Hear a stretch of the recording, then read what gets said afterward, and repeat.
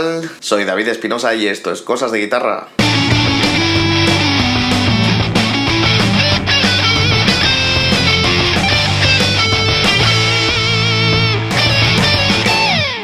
En el vídeo de hoy vamos a hablar de un concepto que hay que tener en cuenta, pero no hay que ser esclavo de él. Me explico. Normalmente tenemos que hacer que nuestras púas, o el ataque de púa hacia abajo, y nuestras contrapúas, o el ataque de púa hacia arriba, coincidan con partes fuertes del compás y partes débiles del compás. Esa es la definición resumida. Ahora vamos a entrar en el detalle.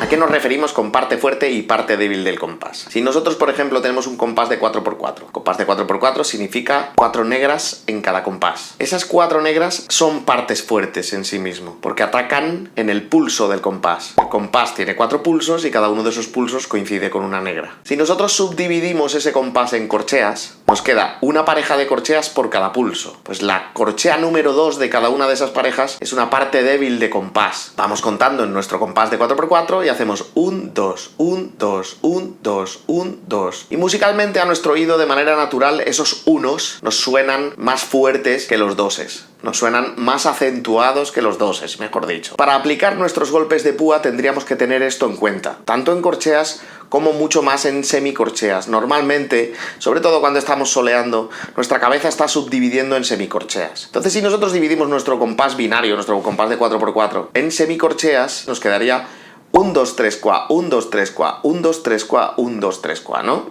Donde 1 y 3 serían partes fuertes. 1 más fuerte que 3, porque 3 coincidiría con el 2 si subdividiéramos en corcheas. Pero lo que está claro es que las partes débiles de verdad son el 2 y el 4. 1, 2, 3, qua, 1, 2, 3, qua. De tal manera que si estamos hablando de semicorcheas con la guitarra, tendríamos que hacer hacia abajo los 1, 3 y hacia arriba los 2, qua.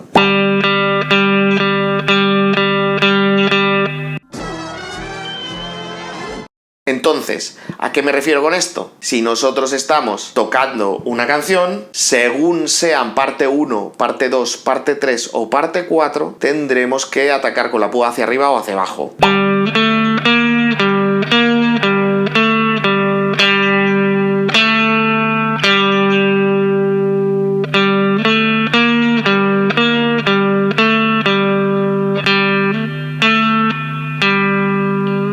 Si os habéis dado cuenta de estas notas, dependiendo de si las hago a tiempo o a contratiempo, las ataco con púa hacia arriba o hacia abajo, ¿vale? Esto, si nos complicamos un poco más la vida, al principio vamos a tener que pensar para hacer la subdivisión, pero luego se hace de una forma muy natural, ¿vale?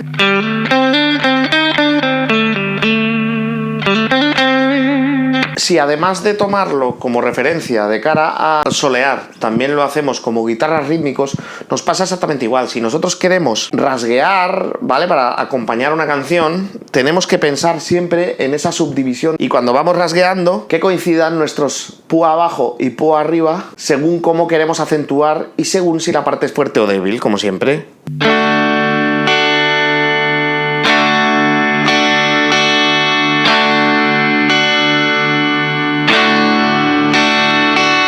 Como veis, yo voy dibujando con la mano ese movimiento. Igual que cuando soleo ese movimiento, al principio es interesante dibujarlo con la mano.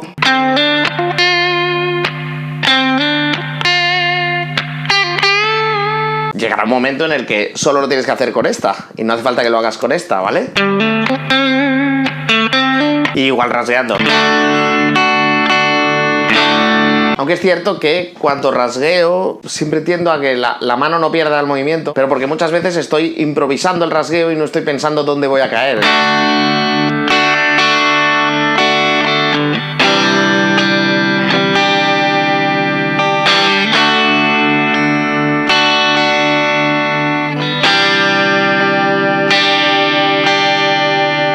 En técnicas más funkeras es muy típico utilizar notas fantasma y por lo tanto ahora más que nunca tenemos que respetar este arriba-abajo según acentuamos o no.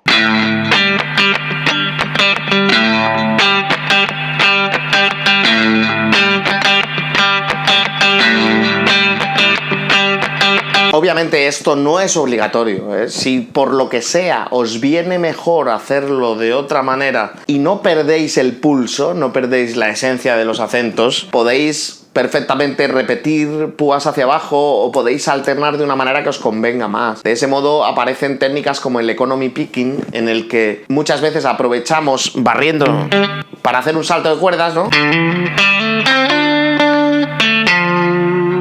Y ahí no estamos teniendo en cuenta los acentos de la propia canción, estamos teniendo en cuenta la comodidad o la sencillez de cara a no tener que contrapuar cuando no nos viene bien. Y en técnicas como el sweep picking, que es como un economy picking pero abarcando más cuerdas, aquí igualmente estamos anteponiendo, si nos interesa por una cuestión ergonómica, para poder hacer nuestros barridos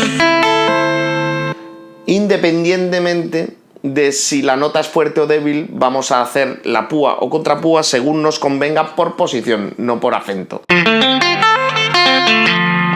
Independientemente de estas técnicas, ya os digo que si nos viene mejor podemos púar o contrapúar según nos convenga. Pero por norma general, para no perder el pulso y para no perder el carácter de los acentos, es bueno respetar esta regla que os estoy comentando. La regla no vale siempre, ¿vale? En compases ternarios no nos interesa, por lo que os he comentado, porque si pretendemos respetar púa, nota fuerte, contrapúa, nota débil, tendríamos que repetir contrapúas,